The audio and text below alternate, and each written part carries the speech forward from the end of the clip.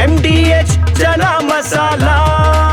ಈಗ ಕಡಲೆ ಇರಲಿ, ಹಲಸಂಡೆ ಬೀಜ, ಕಪ್ಪು ಕಡಲೆ ಅಥವಾ ಬಿಳಿ ಕಡಲೆ, ಎಲ್ಲವೂ ಸ್ವಾದಿಷ್ಟವಾಗುತ್ತೆ. MDH. ಬೆಳಗಾವಿ ಅಧಿವೇಶನದ ಸಿದ್ಧತೆಗೆ ಸಚಿವರ ಜೊತೆ ಸಿಎಂ ಸಭೆಯನ್ನ ನಡೆಸ್ತಾ ಇದ್ದಾರೆ. ವಿಪಕ್ಷಗಳನ್ನ ಸಮರ್ಥವಾಗಿ ಎದುರಿಸುವುದಕ್ಕೆ ಕಾರ್ಯತಂತ್ರವನ್ನ ರೂಪಿಸಲಾಗ್ತಾ ಇದೆ. ಅಧಿಕಾರ ಹಂಚಿಕೆ, ಕಿತ್ತಾಟ ಮತ್ತಿತರ ವಿಷಯಗಳ ಬಗ್ಗೆ ಪ್ರಸ್ತಾಪ ನಡೆಸೋ ಸಾಧ್ಯತೆ ಇದ್ದು ಅವಿಶ್ವಾಸ ಮಂಡನೆಗೆ ಸಿದ್ಧತೆಯನ್ನ ಮಾಡಿಕೊಂಡಿದೆ ವಿಪಕ್ಷಗಳು. ಈ ಹಿನ್ನೆಲೆಯಲ್ಲಿ ವಿಪಕ್ಷಗಳ ಅಸ್ತ್ರಗಳಿಗೆ ಪ್ರತ್ಯಾಸ್ತ್ರವನ್ನ ಕುರಿತು ಚರ್ಚೆಯನ್ನ ನಡೆಸಲಾಗುತ್ತೆ. ಯಾವ ರೀತಿ ತಿರುಗೇಟನ್ನ ಕೊಡಬೇಕು ಅಂತ ಸಮಾಲೋಚನೆಯನ್ನ ನಡೆಸಲಾಗ್ತಾ ಇದೆ. ಇಲಾಖಾವಾರು ಕೇಳುವಂತಹ ಪ್ರಶ್ನೆಗಳನ್ನ ಎದುರಿಸುವುದಕ್ಕೆ ಸಿದ್ಧತೆಯನ್ನ ಮಾಡಿಕೊಳ್ಳಲಾಗ್ತಾ ಇದೆ. ಇನ್ನು ಬೆಳಗಾವಿ ಅಧಿವೇಶನದ ಸಿದ್ಧತೆಗೆ ಸಚಿವರ ಜೊತೆ ಈಗ ಸಿಎಂ ಸಭೆಯನ್ನ ನಡೆಸ್ತಾ ಇದ್ದಾರೆ. ಸಭೆ ಮೇಲೆ ಸಭೆಗಳನ್ನ ನಡೆಸಲಾಗ್ತಾ ಇದೆ. ಹಲವು ರೀತಿಯಲ್ಲಿ ಚರ್ಚೆಗಳು ಕೂಡ ಈಗಾಗಲೇ ಆಗ್ತಾ ಇರುವಂತದ್ದು. ವಿಪಕ್ಷಗಳು ಒಂದು ಕಡೆ ಈಗಾಗಲೇ ತಿರುಗಿ ಬೀಳ್ತಾ ಇದ್ದು, ಇನ್ನು ವಾಗ್ಬಾಣಗಳನ್ನ ಪ್ರಯೋಗ ಮಾಡುವಂತಹ ಸಾಧ್ಯತೆ ಹೆಚ್ಚಿರುವುದರಿಂದಾಗಿ ಅದಕ್ಕೆ ತಿರುಗುಬಾಣಗಳು ಹೇಗಿರಬೇಕು, ವಿಪಕ್ಷಗಳನ್ನ ಸಮರ್ಥವಾಗಿ ಯಾವ ರೀತಿ ಎದುರಿಸಬೇಕು ಅನ್ನುವಂಥ ನಿಟ್ಟಿನಲ್ಲಿ ಕಾರ್ಯತಂತ್ರವನ್ನ ರೂಪಿಸಲಾಗ್ತಾ ಇದೆ. ಅಧಿಕಾರ ಹಂಚಿಕೆ, ಕಿತ್ತಾಟ ವಿಚಾರ ಈಗ ಮುನ್ನೆಲೆಗೆ ಬಂದಿರುವಂತಹ ಬೆನ್ನಲ್ಲೇ ಎರಡು ಬಣಗಳ ನಡುವೆ ಈಗಾಗಲೇ ಕಿತ್ತಾಟಗಳು ನಡೀತಾ ಇದೆ. ಅದು ವಿಪಕ್ಷಗಳಿಗೆ ಆಹಾರವಾಗಬಾರದು ಅನ್ನುವಂತಹ ನಿಟ್ಟಿನಲ್ಲಿ ಸಿಎಂ ಇವತ್ತು ಸಭೆಯನ್ನ ಕರೆದಿದ್ದಾರೆ. ಅವಿಶ್ವಾಸ ಮಂಡನೆಗೆ ಸಿದ್ಧತೆಯನ್ನ ಮಾಡಿಕೊಂಡಿರುವಂತಹ ಬೆನ್ನಲ್ಲೇ ವಿಪಕ್ಷಗಳಿಗೆ ತಿರುಗೇಟನ್ನ ಕೊಡುವಂತಹ ನಿಟ್ಟಿನಲ್ಲಿ ಅಸ್ತ್ರಗಳಿಗೆ ಪ್ರತ್ಯಸ್ತ್ರಗಳ ಕುರಿತು ಚರ್ಚೆಯಾಗ್ತಾ ಇದೆ. ಇನ್ನು ಚಳಿಗಾಲದ ಅಧಿವೇಶನಕ್ಕೆ ಕಾಂಗ್ರೆಸ್ ಸಜ್ಜಾಗಿದ್ದು ಮಂಗಳವಾರ ಬೆಳಗಾವಿಯಲ್ಲಿ ಸಿಎಲ್ಪಿ ಸಭೆಯನ್ನ ನಡೆಸಲಾಗ್ತಾ ಇದ್ದು ಬೆಳಗಾವಿಯ ಖಾಸಗಿ ಹೋಟೆಲ್ನಲ್ಲಿ ಸಭೆಗೆ ಈಗಾಗಲೇ ದಿನಾಂಕ ಕೂಡ ನಿಗದಿಯಾಗಿದೆ. ಡಿಸೆಂಬರ್ 9ರ ಸಂಜೆ 7 ಗಂಟೆಗೆ ಸಿಎಂ ನೇತೃತ್ವದಲ್ಲಿ ಸಿಎಲ್ಪಿ ಸಭೆ ನಡೆಯುತ್ತೆ. ಸಚಿವರು ಹಾಗೆ ಶಾಸಕರ ನಡುವೆ ಸಮನ್ವಯ ಮೂಡಿಸುವಂತಹ ನಿಟ್ಟಿನಲ್ಲಿ ಸಭೆಯನ್ನ ನಡೆಸಲಾಗ್ತಾ ಇದೆ. ಸಮನ್ವಯ ಮೂಡಿಸೋದಕ್ಕೆ ಸಿಎಂ ಸಿದ್ದರಾಮಯ್ಯ ಮುಂದಾಗ್ತಿದ್ದಾರೆ. ಒಂದು ಕಡೆ ಶಾಸಕರು, ಒಂದು ಕಡೆ ಸಚಿವರು ಇಬ್ಬರೂ ಕೂಡ ಕಾದಾಟ ಆಗಬಾರದು, ಇಬ್ಬರಲ್ಲೂ ಕೂಡ ಸಮನ್ವಯ ಮೂಡಬೇಕು ಅನ್ನುವಂತಹ ನಿಟ್ಟಿನಲ್ಲಿ ಸಿದ್ದರಾಮಯ್ಯ ಪ್ರಯತ್ನಗಳನ್ನು ನಡೆಸ್ತಾ ಇದ್ದು ಚಳಿಗಾಲದ ಅಧಿವೇಶನಕ್ಕೆ ಕಾಂಗ್ರೆಸ್ ಸಜ್ಜಾಗ್ತಾ ಇದೆ.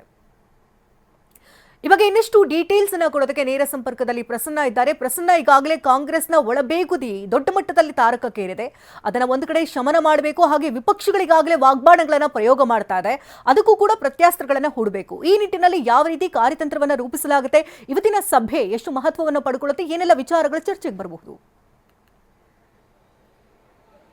ಶಕುಂತಲಾ, ಕಾಂಗ್ರೆಸ್ ಇದೀಗ ಎರಡು ರೀತಿಯ ಫೈಟ್ಗಳನ್ನು ಎದುರಿಸಬೇಕಾಗಿದೆ. ಒಂದು, ಆಂತರಿಕವಾಗಿ ನಾಯಕತ್ವ ಬದಲಾವಣೆಯ ವಿಚಾರ ಶಾಸಕರು ಮತ್ತು ಸಚಿವರ ನಡುವೆ ಸಾಕಷ್ಟು ಗೊಂದಲವನ್ನು ಮೂಡಿಸ್ತಾ ಇದೆ.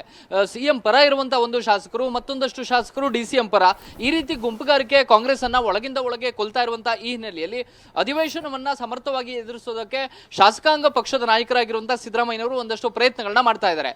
ಶಾಸಕರ ನಡುವೆ ಸಮನ್ವಯದ ಕೊರತೆ ಇರಬಹುದು, ಸಚಿವರು ಮತ್ತು ಶಾಸಕರ ನಡುವೆಯೇ ಗೊಂದಲಗಳು ಇದ್ರೆ ವಿರೋಧ ಪಕ್ಷವನ್ನ ಎದುರಿಸುವಂತದ್ದು ಕಷ್ಟ ಸಾಧ್ಯ ಆಗುತ್ತೆ ಅನ್ನುವಂತ ನಿಟ್ಟಿನಲ್ಲಿ ಇದೀಗ ಎಲ್ಲರನ್ನೂ ಕೂಡ ವಿಶ್ವಾಸಕ್ಕೆ ಪಡೆಯುವಂತ ಕೆಲಸಕ್ಕೆ ಮುಖ್ಯಮಂತ್ರಿಗಳು ಕೈ ಹಾಕಿದ್ದಾರೆ.